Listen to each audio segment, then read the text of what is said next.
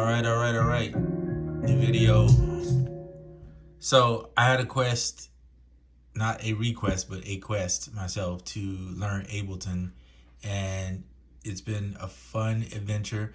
Minus the fact that I'm not really learning it the typical way I think people might use it, which is this, which you see this right here, which is building little short clips and then switching patterns. You can see these little arrows here. So I kind of understand how that works, but it's definitely the reason why I stayed away from Ableton for a long time, because I don't like looping clips like that. I don't know why that format just doesn't fit for me. And there's nothing wrong with that, because Ableton has two views. So you have this view, which is the session view, where you can do all the little clips and the looping and the live looping, which hence the term Ableton Live. And then you have an arrangement view. So you could, in theory, like build songs in here to perform and then take those clips and then send them over to the arrangement view and then arrange it to make it a song if you wanted to. I mentally don't work that way. And so I have to do, sorry, that's my dog. So I have to do, to me, what works for me. Now I have the intro version of it. I'm gonna just make these a little bit smaller so you can see all the tracks in here. I have the intro version of Ableton. There is a light version where you only get 8 tracks. This one you get 16. And that is honestly the biggest difference. This one, well, the light is free and this one is like $100. But the reason why I got this one is I need at least 16. I really don't need at least 16. I need at least 9, I think it is. Because the way this works, unlike Logic, is you have to run scalar. Like you can see, I have a scalar track.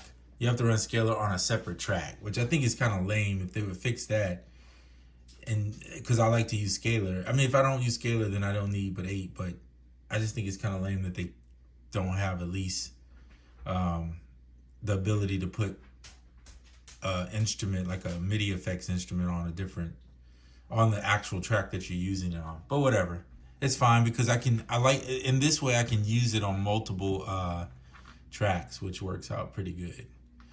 Okay, so I'm always into labeling stuff, so you'll see I have everything labeled. I have it color coded the way I like it. I put all the drums and perks into red, blue on chords. The melody, I'll switch up colors depending on what I use. I just happen to use pink. Bass, I usually use some form of green. And then if I have guitar, I'll usually put it purple. But since I did a saxophone, I'll show you that in a second. I did it a little bit different. Okay, cool. So this is like a kind of a jazzy groove with, I did it in E flat Dorian mode at 87 BPM. I tend to create the drums first. One of the things I love about Ableton that I've been experiencing. Well, you'll see here too, I was running out of tracks because I was using more, which is rare. So these were MIDI tracks and I just froze them and then converted them to audio. Once I felt like they were complete and the MIDI was fine, I was comfortable with it, I went ahead and did that. So you'll see the hats are still they're still audio. Sometimes if I want to change the hats up, I probably would change the hats up more than the snares and the drums, or more than the snares and the kicks. The perks I felt fine with. I was comfortable with freezing them, so I froze them and put them into a audio form. That's just so I could open up more tracks if I needed to build more stuff. So you have 8 audio and 8 MIDI. And what that means is that, and so if you know my channel, you'll know sometimes I play the bass or the guitar live. So I didn't this time, but sometimes I do. And so I can use audio for those. And then I'm using the IDAM to do like this tenor sax. So I got Swam sax. And then I just run the, you see me show it. Here's the actual, if you can see my finger over here. Here's the actual plug right here is plugged in with the iPad sitting right here. So I'm just using that, and then I just routed in the audio and created this. And then I'll show you why I think, what I like about Ableton even more than some other DAWs. Although you can do this in Logic, but I find it really easy in Ableton because they have the warp mode. it's incredible. All right, so I'll talk about that in a second. So yeah, so I built some chords using scalar, and then I put a melody over it, and then I did this bass. And so what I did with the bass was, my dog is like literally Tink. Her name's Tink. No, you have to go this way. There you go. All right, good girl. All right, so and then I did the bass, and I just wanted to have fun. It's kind of a jazzy groove, like I said, so I didn't really want to be super tied to playing just bass notes that match is identical to the chord. I just stayed in the scale. That's what I did. And I used this was actually free. It's the free version of Ample Sounds, Ample Bass, their light or their P bass or whatever. So these sound really good. So check out the demos. They have demos if you're on desktop. They have demos for their stuff, and they sound pretty authentic. I think there's audio modeling, if I'm not wrong on that. I may be wrong on that, but I think that's what it is.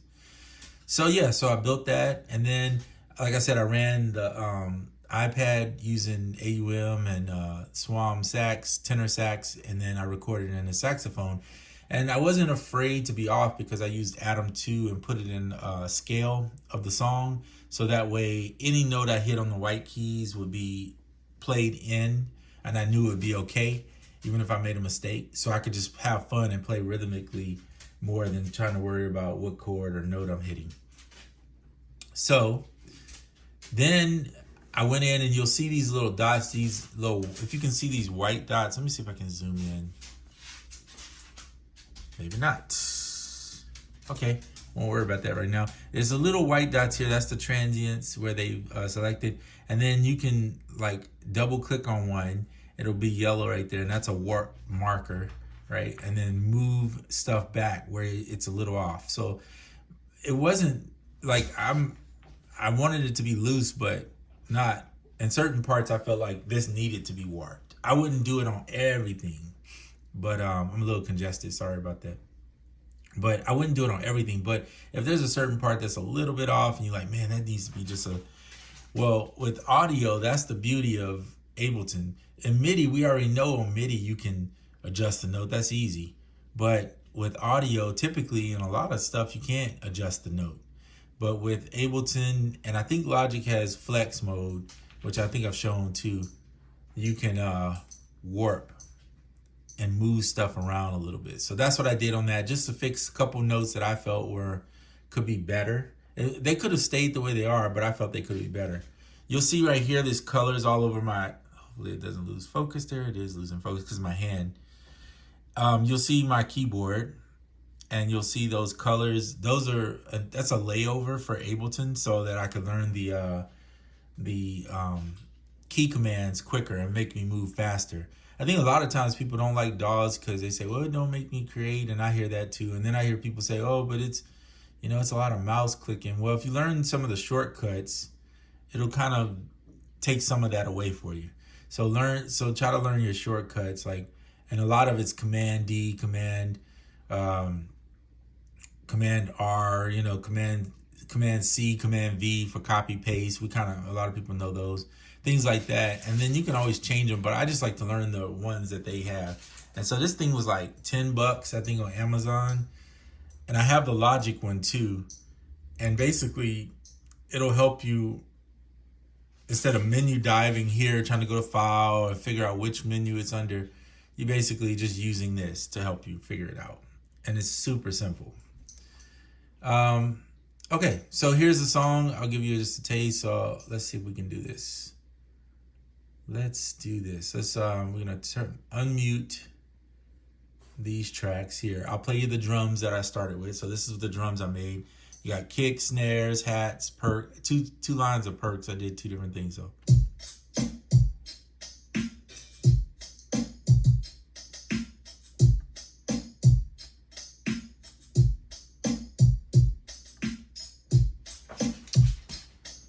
So there's the perks and the kicks and the snares. But you'll notice, because I froze the track, I froze the track, it's basically all my drums that were there, they're not there. Now it's just audio.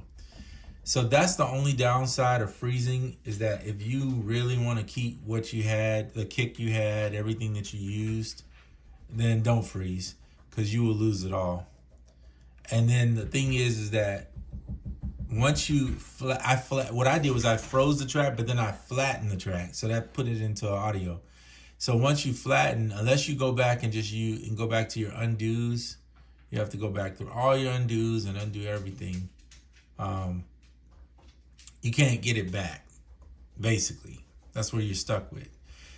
Now, this is the intro version. I'm not sure if the other versions allow you to get it back, or if there's maybe an option that I just don't know. That's a menu dive thing I would have to look at. I don't, to be honest with you, I don't know that. I'm still new. I've only been using Ableton maybe like a couple weeks. So, yeah, I can't promise you on that portion that you can go back. I'm not 100% sure. There may be a way. All right, moving on. So there's the drums. So then I came up with these keys. Here's a little bit of that.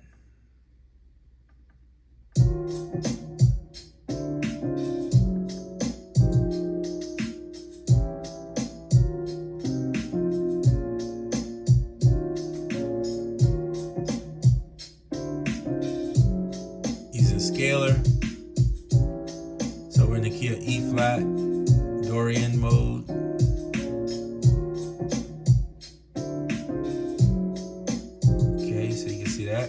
All right, cool. So you got an idea of what I did. I added in a melody over the top of that, which sounds kind of like this. I'll bring it in here.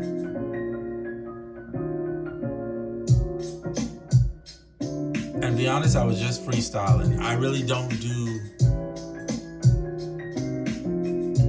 unless I'm writing a melody that's like for a hook type thing, I really just kind of free. And even then, I pretty much will just like freestyle it by just kind of playing through it and just having fun, not really trying to focus on exactly what I want to play, just filling it out, let it go natural, like kind of like jamming basically.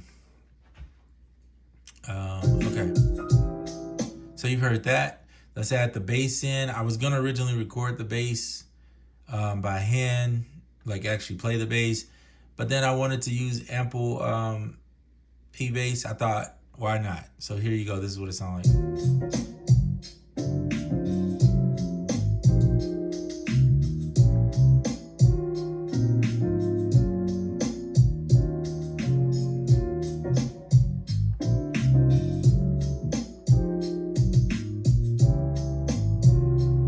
Okay.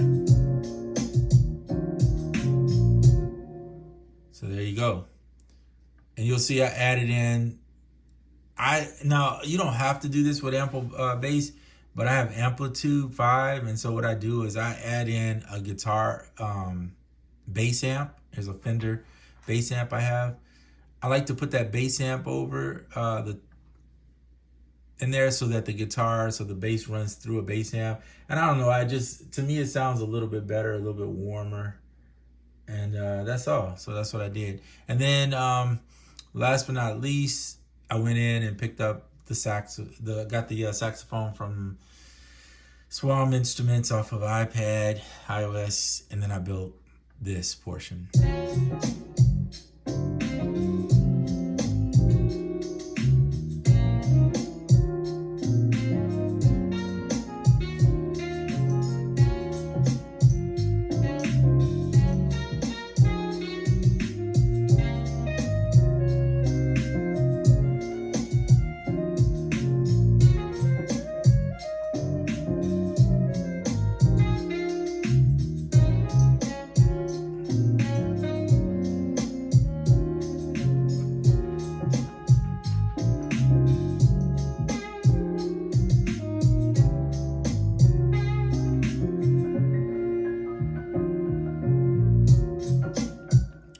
So there you have it. That's it. Like literally, that's it. Just built that, and yeah. I kind of didn't like the way this one sounds, so I'm gonna warp it back a little bit. Right there. I'll save on that. Always make sure you save so you don't lose anything.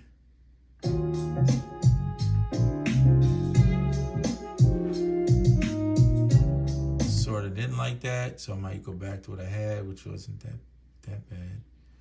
So you see how I moved that, and it moves the, and then I put it on the complex. There's different ones like beat, pitch, and some of them can sound okay, but some of them will change the way the tone and the pitch sounds. So I just use the Complex Pro to try to keep it as close to what it originally sounded like. Yeah, and that's what I did. So it's pretty simple.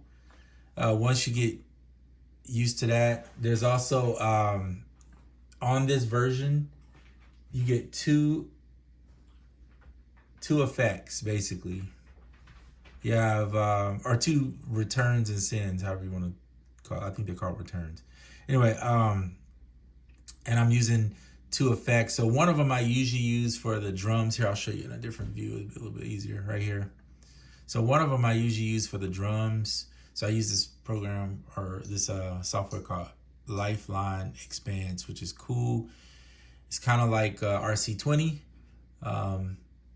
and it allows you to do create different effect sounds on there. And then I have the newer one that they use too. Is called Lifeline Console, which is like basically is a console for a track, right? So you can make it sound like lo-fi or do those different, whatever you want to do. It's all in here, and it's adjustable, and they have a ton of presets in that. If you ever get it, I think right now you can get the bundle for both of those for like $100 on Plugin Boutique. That's where I got it from. And I like things like this because I don't use a lot of instrumentation. As you can see, most of my songs they're not really heavy. It's just keys and things of that nature. And here's Spitfire Audio's felt piano. So I use things like those are I like the more jazzy sounds. So for me that works.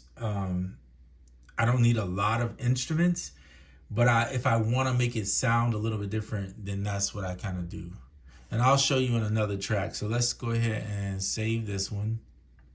I'll open up another one where I used a different effect. This one, I called it Weird Ways because it's not my normal way of creating, but it's loading, by the way. So just give it one second. There we go. We're in.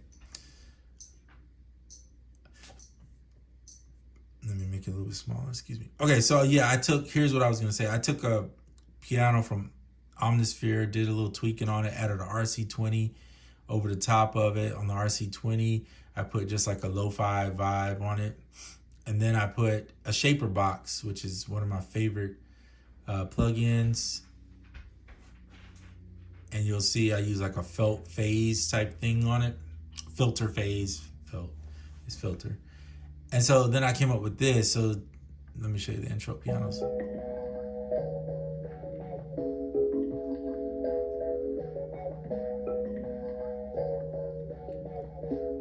It's like an organ whistle on vinyl. It's weird.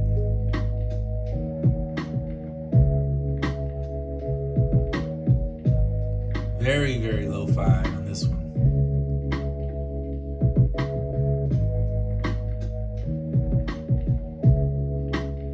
I'm gonna fast forward just so you don't have to listen to all of it.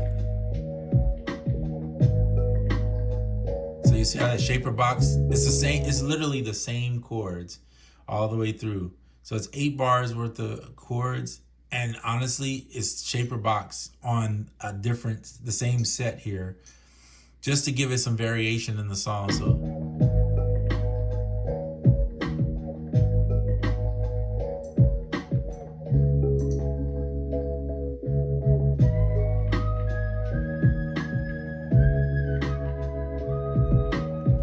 that flute is a swan flute, basically the same thing. It's come from the, I did it through IDAM and used the iPad for it.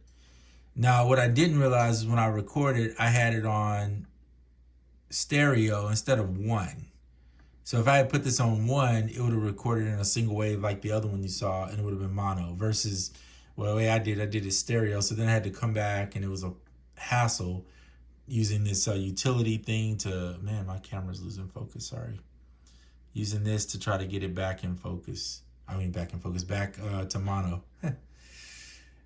Yeah, so this video has been 20 minutes of me talking and showing you stuff. I use the same thing. I built a template, a default template, which you'll see right there. And that's how I keep, every time one opens, so let's just do that real quick. We'll hit save. Every time it opens, we'll go a new live set. And you'll see as soon as this opens, there it is. This is what my opening set is like. Now these are all MIDI tracks all the way down to even Serato sample, which I leave a sample track in case I want to sample something. These are live bass, live guitar, and this scaler is just an instrument, but it requires a MIDI track, so it becomes one of the tracks. So of the 10 I have here, all are MIDI but 2, right? So that's my 8 MIDI tracks. If I want more MIDI tracks, I have to bounce something down to a wave, which usually I'm gonna go with the drums before I do anything else, because once I set the drums where I like them, I'm confident that's where they're gonna be. I'm not gonna move them. And they're easier to move around. In fact, I even thought about recently, now I'm going overtime on my video, but whatever. I even thought about recently using, because Ableton's so good with, like, if you click somewhere, see how I clicked, I didn't even click in the spot, but it'll click to the nearest bar for you. And you can change that, of course, but I like it like that. So I can easily pick a spot if I want to delete something or move something around. That's something I'll show in another video, how easy it is in here after you create something. If you want to just take this section and hit the shift button, you can literally shift and drag, or option button, and take that segment and move it to a different spot, or delete one, or whatever you want to do. So anyway, this is me now needing to get off here, but this is kind of my workflow in Ableton. I may eventually get the the standard release of Ableton. I'm just not there yet, but part of that is because I'm really wanting to learn how to use it more, and to convince myself that it's worth the buy to go full in on this software.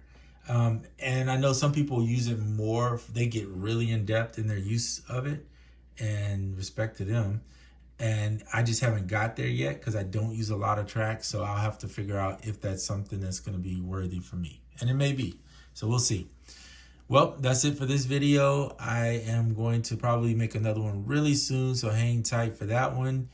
I probably will be showing some other, I want to start showing you some plugins. I need to do one on plugins, which I haven't done, that I use, and other ways, because I do still use iOS and Koala, and I want to show you some things that you can do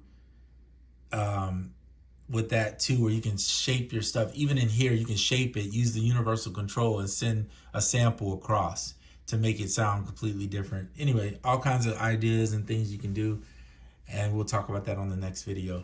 All right, I'm out.